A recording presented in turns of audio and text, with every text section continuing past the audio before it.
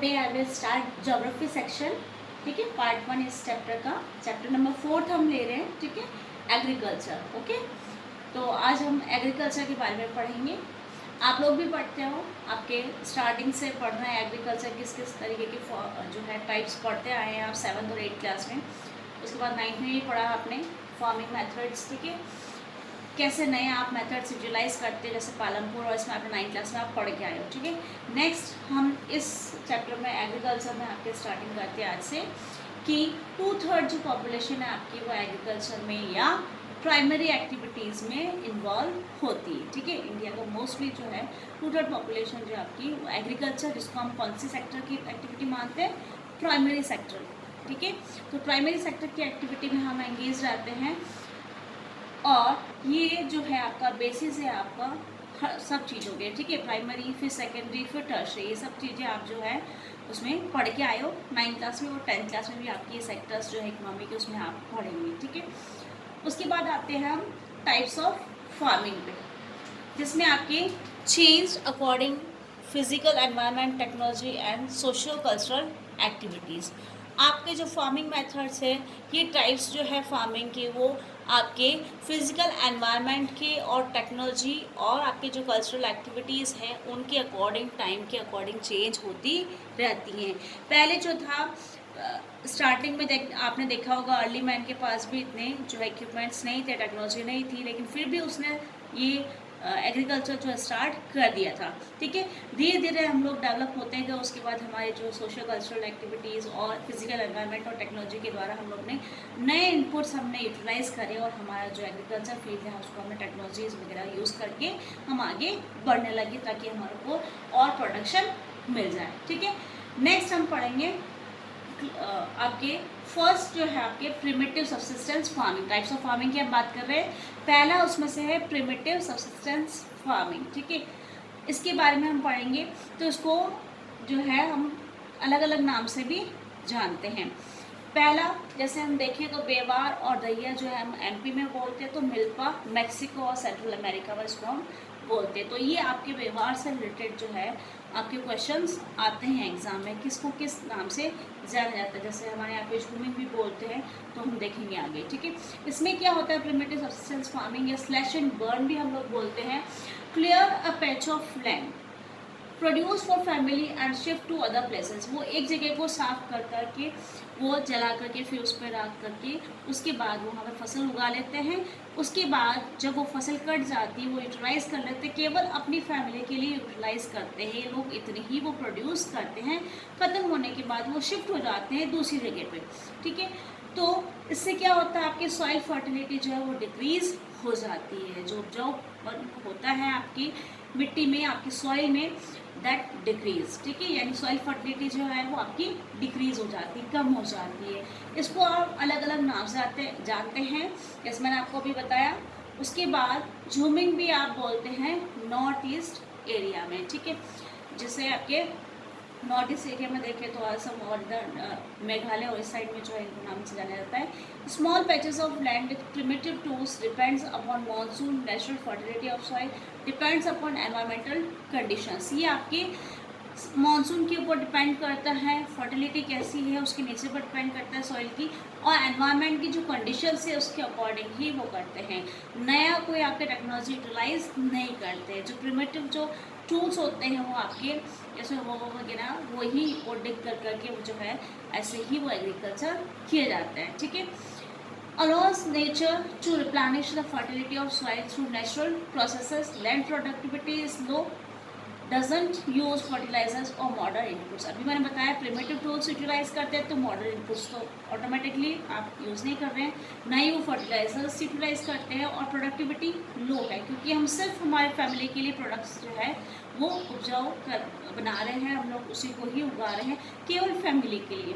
ठीक है, तो प्रोडक्टिविटी जो है, क्योंकि लैंड एरिया जो वो शॉर्ट है, तो प्रोडक्टिविटी ऑटोमेटिकली लो है, और केवल फैमिली के लिए ही वो उगाते हैं, तो वैसे ही कम होगा। ठीक है, उसके बाद हम बात करें कि जो है नेचर के ऊपर छोड़ दिया जाता है कि जो फर्टिलिटी है सॉइल की, वो उपजाऊ जो है भूमि अपने आप हो जाएगी। जो नेचुरल प्रोसेस होता है सॉइल की फर्टिलिटी बढ़ाने के लिए, तो वो अपने आप नेचुरल तरीके से वो जो है दोबारा से यूज़ में लेने लायक हो जाएगी। तो इसीलिए वो लोग क्या करते हैं, एक जगह से दूसरी जगह ट्रांसफर हो जाते हैं। जैसे ही वापस वो रिटर्न होकर के उस जगह पे आते हैं वापस, तो दोबारा से उनको नेचुरल जो प्रोसेस होने के बाद वो सॉइल जो है वो फर्टिलाइज हो जाती है। ऐसे लोग जो है वहाँ पे ह्यूमन कृषि करते हैं। क्लियर यहाँ पे फर्स्ट। सेकेंड है आपके इंटेंसिव सब्सिस्टेंस फार्मिंग। पहले हमने पढ़ा प्रिमिटिव, इसमें आप प्रिमिटिव टूल्स जो है पुराने तरीके से जो है खेतीबाड़ी करते हैं उन टूल्स से ही। नेक्स्ट है आपके intensive subsistence farming, practice in areas of high population pressure और लैंड, जहाँ पे ज़्यादा प्रेशर है, पॉपुलेशन ज़्यादा है, वहाँ पे उसको यूटिलाइज करते, प्रैक्टिस करते। यहाँ पे जो है लेबर ज़्यादा चाहिए और लेबर इंटेंसिव है ये फार्मिंग, यहाँ पे लेबर ज़्यादा चाहिए यानी मजदूर लोगों की ज़रूरत पड़ती है। High doses of biochemical inputs हम लोग यूटिलाइज करते हैं, लेकिन यहाँ नहीं करते। मैं देखो दोनों को जो है डिफ्रेंशिएट करके बता रही हूँ, कहाँ पे क्या है प्रिमिटिव टूल्स है, यहाँ आपके लेबर इंटेंसिव है, यहाँ पे केवल फैमिली के मेम्बर्स ही हो सकते हैं। यहाँ पे हाई डोजेज जो बायोकेमिकल इनपुट्स यूटिलाइज करते हैं, यहाँ नहीं। सिर्फ प्रिमिटिव जो प्रोसेस है वो फर्टिलाइजर्स यूटिलाइज नहीं करते या बायोकेमिकल इनपुट्स यूटिलाइज करते हैं। यहाँ पे इरिगेशन होता है, यहाँ नहीं है, ठीक है।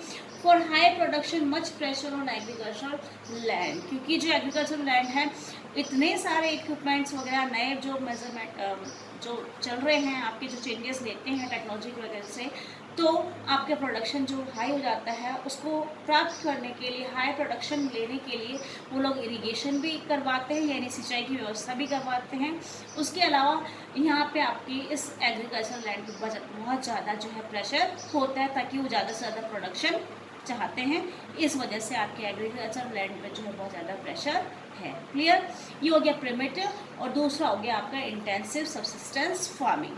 दो मेथड्स जो है, टाइप्स जो है हमने फार्मिंग के देखे अभी, प्रिमिटिव और इंटेंसिव सब्सिस्टेंस फार्मिंग। क्लियर। यहाँ पे थर्ड है आपके कमर्शियल फार्मिंग, नाम से आप लोग जानते हैं use of high doses of modern inputs यहाँ पे यूटिलाइज किए जाते हैं।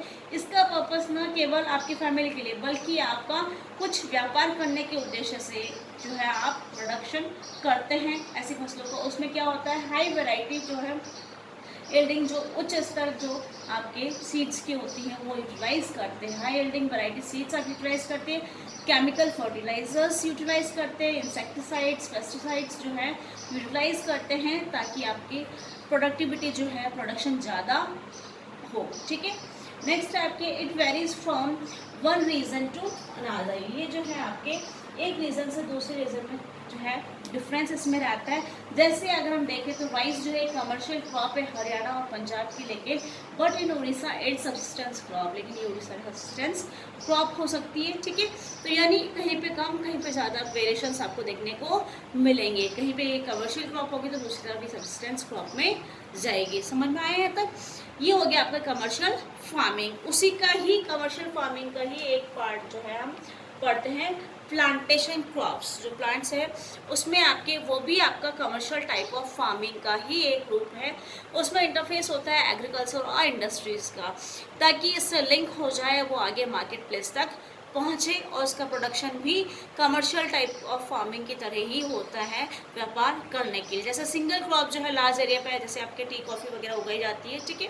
नीडेड कैपिटल, पैसे की ज़रूरत पड़ती है, बड़े पैमाने पे आप कर रहे हैं उसके लिए। नेक्स्ट माइग्रेंट लेबर्स जो होते हैं, बहुत सारे लेबर्स जो हैं वहाँ जाते हैं क्योंकि लेबर्स बहुत ज़्यादा चाहिए होते हैं, तो ये लोग माइग्रेट होकर के जाते हैं वहाँ पर वर्क करने के लिए।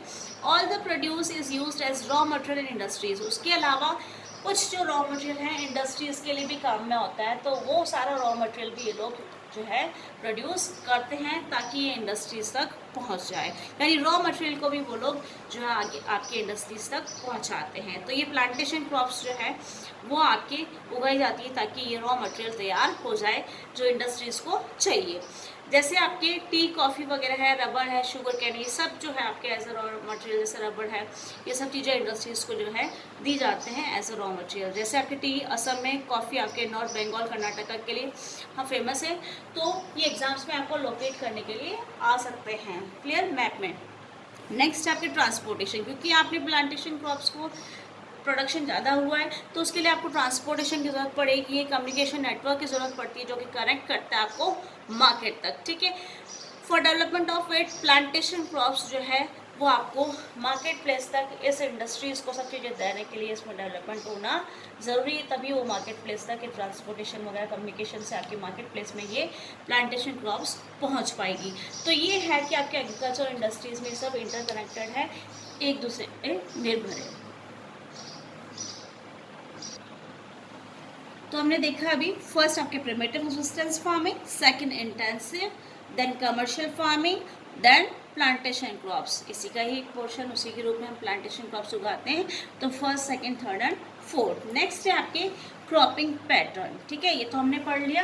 ये आपके डिफरेंशिएट आ सकता है प्रिमिटिव और इंटेंसिव में, या कमर्शियल क्रॉप्स या प्लांटेशन क्रॉप्स में। आपके टी कॉफ़ी के लिए आपके आगे हम पढ़ेंगे हर एक के बारे में, वीट के लिए, राइस के लिए कहाँ कहाँ पे मेजर क्रॉप्स जो है उगाई जाती है। ये आपके टी, कॉफ़ी, राइस, वीट सबके लिए जो है मैप आपके लिए इंपॉर्टेंट है इस चैप्टर में। ठीक है, और टेक्नोलॉजीज़ वगैरह के लिए पूछा जाता है, हाई यील्डिंग वैरायटी सीड्स के लिए हरियाणा पंजाब का अगर क्वेश्चन पूछ लिया है उसके लिए, या इनके टूल्स के बारे में शॉर्ट आंसर्स में पूछ लिया जाता है, या बेवार का मैंने आपको बताया क्वेश्चन किस तरीके से जो है आपके वेरी शॉर्ट आंसर्स ये ऐसे पूछे जा सकते हैं किस किस नाम से। ठीक है, जूमिंग जैसे मैंने बताया अलग अलग नेम से ये जाने जाते हैं, जैसे नॉर्थ ईस्ट एरिया में। नेक्स्ट है आपकी क्रॉपिंग पैटर्न। ये तो आपने जो है तरीका देखा कि कैसे फसल उगाई जाती है, टाइप्स ऑफ फार्मिंग। ठीक है, फार्मिंग करने के जो मेथड्स है अलग अलग, किस किस तरीके से हम फसल उगाते हैं। लेकिन हम फसल उगाने के लिए एक टाइम पीरियड फिक्स होता है अपने सीजन्स के अकॉर्डिंग, तो उसके अकॉर्डिंग हम पढ़ेंगे क्रॉपिंग पैटर्न। ठीक है, तो हम हमारे इंडिया में हम 3 तरीके से पढ़ते हैं, राबी, खरीफ और जायद। 3 तरीके से हमारे यहाँ पे जो है सीजन्स के अकॉर्डिंग हमने बांट रखा है।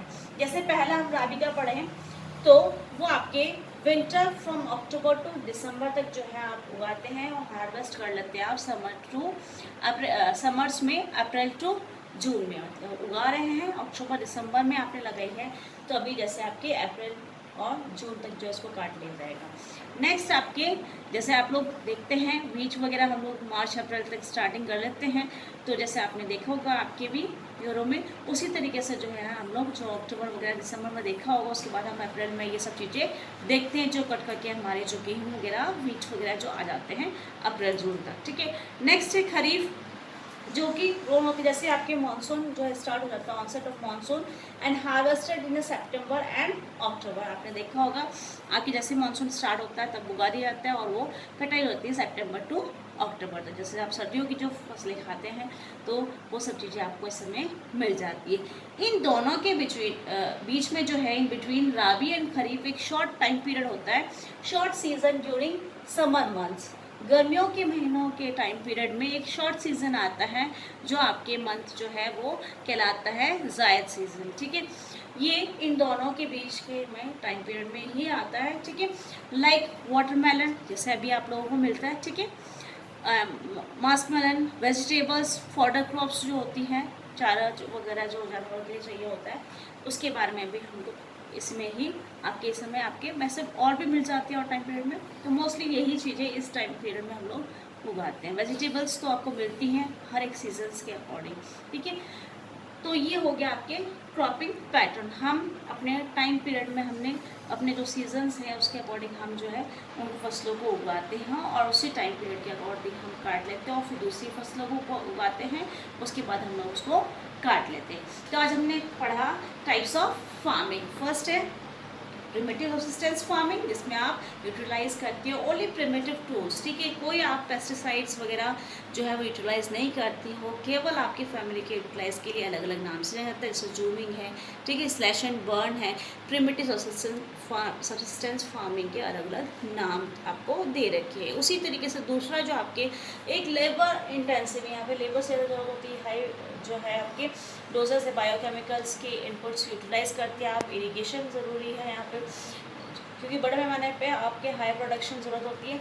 नेक्स्ट आपने कमर्शियल फार्मिंग पढ़ा। ठीक है, हाई वैरायटी के आपके सीड्स, यील्डिंग वैरायटी जो है सीड्स यूटिलाइज करते हैं, केमिकल फर्टिलाइजर्स वगैरह आप यूटिलाइज करते हैं ताकि आपको you can obtain higher productivity. ठीक है, और ये बताई दिया मैंने आपको, एक रीज़न से दूसरे रीज़न में ये वेरी करता है। नेक्स्ट आपके हमने पढ़ा था प्लांटेशन क्रॉप्स, जो आपके कमर्शियल टाइप ऑफ फार्मिंग का ही एक रूप है, जिसमें आपकी ये सब चीज़ें हैं कि आपको माइग्रेंट लेबरर्स जो होते हैं, कैपिटल भी लगाना पड़ता है बहुत बड़े पैमाने पे, लार्ज एरिया पे। एक सिंगल क्रॉप हो गई, जैसे आपकी टी कॉफ़ी का मैंने बताया असम में, ठीक है, नॉर्थ बंगाल में, कर्नाटका में कॉफ़ी, तो उस तरीके से जो है आपकी ये फसलें उगाई जाती है, जो कि आपके मार्केट प्लेस तक ये इंडस्ट्रीज़ जो है उनको लिए रॉ मटेरियल भी ये आपको देती है, प्लांटेशन क्रॉप्स। क्लियर है यहाँ तक? नेक्स्ट हमने क्रॉपिंग पैटर्न के बारे में पढ़ा, रबी, खरीफ और जायद, ठीक है। ये आपका टाइम पीरियड मैंने बताया। अब हम इन फसलों के आधार पे जो है अलग अलग पढ़ेंगे कल से टुमारो, ठीक है। कल से हम लोग पढ़ेंगे, tomorrow I will start the major crops. कल हम मेजर क्रॉप्स के बारे में पढ़ेंगे, ठीक है, वीट और जो राइस है उनके बारे में।